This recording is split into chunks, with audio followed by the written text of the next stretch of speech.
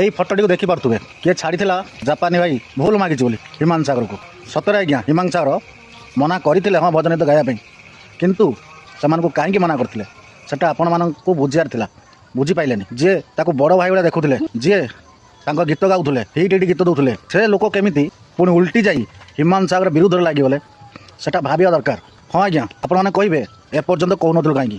ଆଜ୍ଞା, ଯେବେଠୁ ଏ ଭଜନ ଗୀତ ନେଇକି ବିବାଦ ଚାଲିଥିଲା ସେବେଠୁ ମୁଁ ମୁହଁ ଖୋଲି ଚାଲିଥିଲି ଏକୁଟିଆ। ଆଜ୍ଞା, ଏ ମ୍ୟୁଜିକ୍ ଇଣ୍ଡଷ୍ଟ୍ରିରେ ସମସ୍ତେ ଜାଣିଛନ୍ତି କ'ଣ ପାଇଁ ହିମାଂଶୁ ସାଗର ଭଜନ ଗୀତ ଗାଇବା ପାଇଁ ମନା କରିଥିଲେ। ଏ ମ୍ୟୁଜିକ୍ ଇଣ୍ଡଷ୍ଟ୍ରିରେ କେବଳ ଜାପାନୀ ଆଇ ଛଡ଼ା କୌଣସି ମ୍ୟୁଜିକ୍ ଡିରେକ୍ଟର ସେମାନଙ୍କୁ ଭଜନ ଗୀତ ଗାଇବା ପାଇଁ ଚାନ୍ସ କାହିଁକି ଦେଉନଥିଲେ। ହିମାଂଶୁ ସାଗର ଯେଉଁ ଗୀତ ଦେଲେ ସେ ଗୀତ ଗାଇବେ, ଆସିବେ, ଗାଇବେ, ପଇସା ନିଜେ ଚାଲିଯିବେ, ସେମାନଙ୍କର କୌଣସି ଫରକ ନାହିଁ।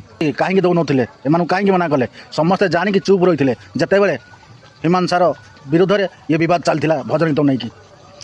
ଏବେ ଆସୁଛନ୍ତି ଲୁହ ଗଡ଼ୁଛନ୍ତି ସବୁ ମ୍ୟୁଜିକ୍ ଡିରେକ୍ଟର, ସମସ୍ତେ ମୋର ଏସା ତେସା ହେନ୍ ତେନ୍ ସବୁ କିଛି ଲୁହ ଗଡ଼ଉଛନ୍ତି। କାହିଁ ସେତେବେଳେ ଜଣେ ଲୋକକୁ ବଦନାମ କରାଗଲା, ମିଛ ବଦନାମ, ସେତେବେଳେ କାହିଁ ମୁହଁ ଖୋଲିଲନି? ଏକୁଟିଆ ମୁହଁ ଖୋଲିଥିଲି ବୋଲିକି ମୋ ନାଁର ଥାନାର ମଞ୍ଚେଶ୍ୱର ଥାନାର କେସ୍ କରିଦିଆଗଲା।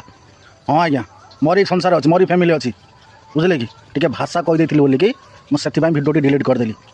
ତଥାପି ମଝିରେ ମଝିରେ ମୁଁ ଗୋଟେ ଭିଡ଼ିଓ ପୋଷ୍ଟ କରି କହୁଛି, କିନ୍ତୁ ଆପଣମାନେ ବୁଝିପାରୁନାହାନ୍ତି। ଦେଖନ୍ତୁ, ହିମାଂଶୁ ସାଗର ମ୍ୟାନେଜର ହିମାଂଶୁ ସାଗର ମାଆକୁ ବ୍ୟାଧି ବୋଲି କହିଲା, ବର୍ତ୍ତମାନ ମ୍ୟୁଜିକ୍ ଇଣ୍ଡଷ୍ଟ୍ରିରେ ସେ କଥା କେହି ଆଲୋଚନା କରୁନାହାନ୍ତି, ଚୁପ୍ ରହୁଛନ୍ତି। ଏଇ ଚ୍ୟାନେଲ୍ ପୋଷ୍ଟ କରିଥିଲେ ମୁଁ ସେଇଥିରୁ ଆଣିଥିଲି, ସେଥିପାଇଁ କହୁଛି ବଞ୍ଚିଥିଲା ବେଳେ ମଣିଷ ତା ଗୋଡ଼ ଟାଣିବାକୁ ଚେଷ୍ଟା କରନ୍ତି, ସମସ୍ତେ କେତେ ଲାଗିପାରନ୍ତି ବଦନାମ କରିବା ପାଇଁ ଯେ ଆଗକୁ ଆଗକୁ ଯାଉଥିବ। ମରିଗଲା ପରେ ଅନୁତାପ କରି ଲାଭଟା କ'ଣ? ସେ ଅଛି ଦେଖିବ। ରହିଲି, କିଛି ଯଦି ଭୁଲ କରିଥିଲେ ମୋତେ କ୍ଷମା କରିଦେବେ। ଜୟ ଜଗନ୍ନାଥ।